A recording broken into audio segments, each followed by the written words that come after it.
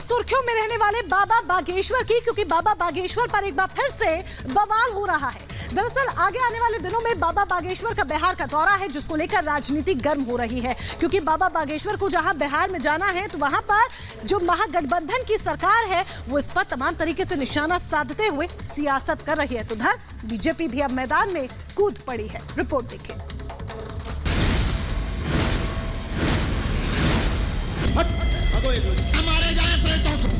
आपका बेटी बहन के भूत के नाम पर नचाता है, तुम मरो।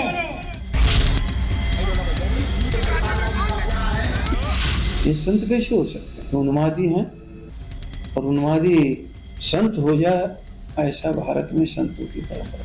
क्या बोल रहा है पर्चा? अगर भाईचारे का संदेश देंगे आकर के कि हिंदू मुस्लिम सिख ईसाई हम सब हैं भाई भाई, तो उनका बिहार में एंट्री हो सकता है। आगमन की तैयारी, बिहार में सियासत जारी। बाबा का दरबार, नेताओं के विवादित बयान। अगर बिहार में आके आपका बेटी बहन के भूत के नाम पर नचाता है, माँ बहन को नचाता है, तो तुम मरो। बालेश्वर के सामने जो जाता है वो ढोंगी, पाखंडी, उन्मादी और जेल भेजने की धमकी के बाद कथावाचक के अपमान का नया वर्जन सामने आ गया है। बिहार में आरजेडी के नेता और मंत्री एक के बाद एक बाबा बागेश्वर पर हमला कर रहे हैं। लालू यादव के लाल और मंत्री तेज प्रताप यादव और आरजेडी के प्रदेश अध्यक्ष जगदानंद सिंह के बाद सहकारिता मंत्री के विवादित बोल ने बिहार की सियासत में भूचाल ला दिया है। अब महागठबंधन सरकार में आरजेडी के कोटे से सहकारिता मंत्री सुरेंद्र यादव ने धीरेन्द्र शास्त्री पर बोला है हमला। भूत के नाम पर मां बहनों को नचवाने का आरोप लगाया। अगर बिहार में आके आपका बेटी बहन के भूत के नाम पर नचाता है, माँ बहन को नचाता है, तो तुम मरो। बालेश्वर के सामने जो जाता है वो, जो नेता उसको पक्ष करता है, जो पार्टी पक्षधर है, उसकी माँ बहन है उसमें भूत पिचास के साथ। आपकी माँ बहन और बेटी, आपके जात बिरादरी के लोग, भूत भरता वहाँ, कपड़ा खुल जाता वहाँ। बिहार में बागेश्वर धाम पीठाधीश्वर पंडित धीरेन्द्र शास्त्री को लेकर सियासी बवाल मचा हुआ है। गठबंधन सरकार के मंत्रियों के बयान पर भूचाल आ गया है और इस पर सुरेंद्र यादव के बयान ने तो सियासत को और गर्मा दिया है। मंत्री और नेताओं की लगातार बयानबाजी के बीच अब बीजेपी ने कोर्ट का रुख किया है। बीजेपी ने आरजेडी के प्रदेश अध्यक्ष जगदानंद सिंह पर पंडित धीरेन्द्र शास्त्री के खिलाफ अपमानजनक भाषा का इस्तेमाल करने का आरोप लगाते हुए कोर्ट में शिकायत दर्ज कराई है। आचार्य धीरेन्द्र शास्त्री 5 दिवसीय समागम के लिए पटना आने वाले हैं। 13 से 17 मई के बीच नौबतपुर में बड़े कार्यक्रम का आयोजन है। तरेतपाली में आयोजन को लेकर लोगों में भारी उत्साह है। बिहार की जनता अपनी अर्जी को लेकर इंतजार में है। Bureau report, Republic Bharat. Karnataka में बीजेपी लगातार धुआंधार प्रचार कर रही है। खुद पीएम मोदी कई किलोमीटर लंबा रोड शो कर रहे हैं, तो इस बीच असम के मुख्यमंत्री हिमंता बिस्वा शर्मा ने कर्नाटक में यूसीसी यानी कि यूनिफॉर्म सिविल कोड लागू करने की बात कही है। देखिए रिपोर्ट में।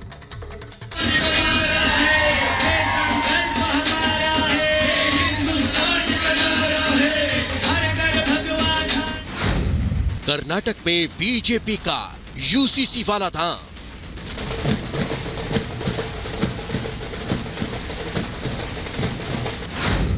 हेमंता का सिविल कोड का वादा। कर्नाटक की जंग जीतने के लिए बीजेपी धुआंधार प्रचार कर रही है।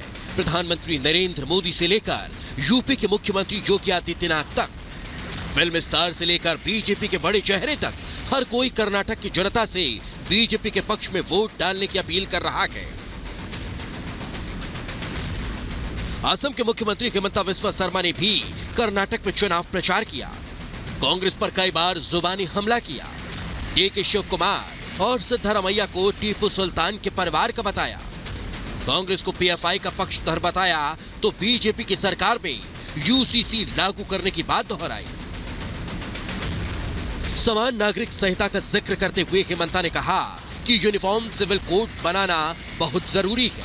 साथ ही मुस्लिम महिलाओं और बेटियों को सिर्फ बच्चा पैदा करने की मशीन नहीं बल्कि डॉक्टर और इंजीनियर बनाए जाने की वकालत की। हमें यूनिफॉर्म सिविल कोड भी लाना है और मुसलमान व्यक्ति साल बार शादी करने का जो सिस्टम है इसको बंद करना है। मुसलमान बेटियों को डॉक्टर इंजीनियर बनाना है, बच्चा पैदा करने वाला मशीन नहीं। हिमंता के बयान का वीएचपी प्रवक्ता विनोद बंसल ने भी समर्थन किया। कहा यूसीसी के जरिए मुस्लिम बेटियों को भी वोट का अधिकार मिलेगा जो हिंदू बेटियों को मिल रहा है। स्टेट है, उसकी जिम्मेदारी है कि अपने सभी नागरिकों के लिए एक समान नागरिक संहिता बनाएंगे। अलग अलग कानूनों के माध्यम से आज हो क्या रहा है, बेटी को अपने अधिकार नहीं मिल पा रहे। समाज में विषमता इतनी ज्यादा है कि हिंदू बेटी तो सब तरह से स्वच्छंद है, मुस्लिम बेटी को वो अधिकार है ही नहीं जो हिंदू बेटी को मिल रहे हैं। क्यों? हिमंता बिस्वा शर्मा शुरू से ही यूसीसी के पक्षधर रहे हैं। कुछ एक दो राज्यों में पहले से यूसीसी लागू है। ऐसे में कर्नाटक चुनाव में यूसीसी का मुद्दा उठाने से बीजेपी को इससे क्या फायदा होगा, ये आने वाला वक्त बताएगा। Bureau report, Republic Bharat.